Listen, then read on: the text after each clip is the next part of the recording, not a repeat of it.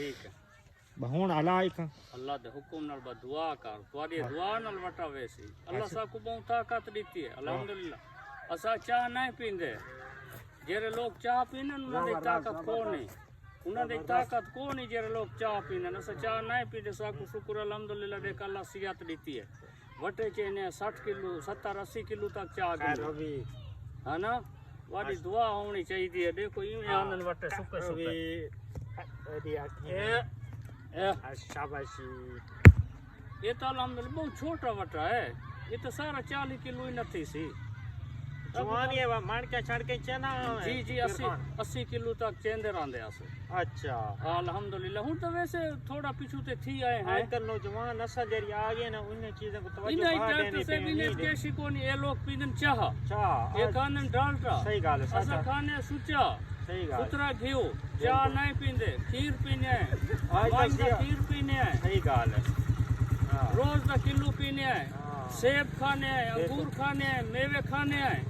बाकी जे रहे कि हुन वाली उम्मत जे रहे ना ये बड़े बड़े वाल देख खाली पोजीशन इन्हें दा देख इन्हें दी हवा देख कल नौजवान से ये बड़ा मसला आ गया इन्हें दे विच कैसी पई है खाली शो इन्हें सही गाल है तू थोड़ा मैदान दे नौजवान आवने थोड़ा इधर सामने कैमरा दे सामने औरते आई तो मेरे नाल आ भी किताब औरते बोसणी दा हां यानी कहने को सिया के बारे सोचना चाहिए हां ना ना ना कम देने आ गया कि कोई आकर रब डॉक्टर साहब इन्हां दी बस वड्डी खेड है चूत कोई में कीते पासन बल्ला मरेंदे पा ना वटे दे ना कोडी दे ना आज वो गाने लगे गाने ऐसा में इन्हें के खाली शो है सही गाल अल्हम्दुलिल्लाह साकू अल्लाह ने नहीं सिया के बारे सोचना चाहिए सिया ठीक ना इन्हां दी सियात को वर्जिश वगैरह करनी खाली चाहिए शो इन्हां लोकां दा खाली हुन दे पूरा इन्हां खाली शो दे बाकी कैसी कोनी नहीं दे खाली ये हवा हिने बमाई दे उते माई ते माई लगी तेरा मेरा लिमिट थी जितना जोर ला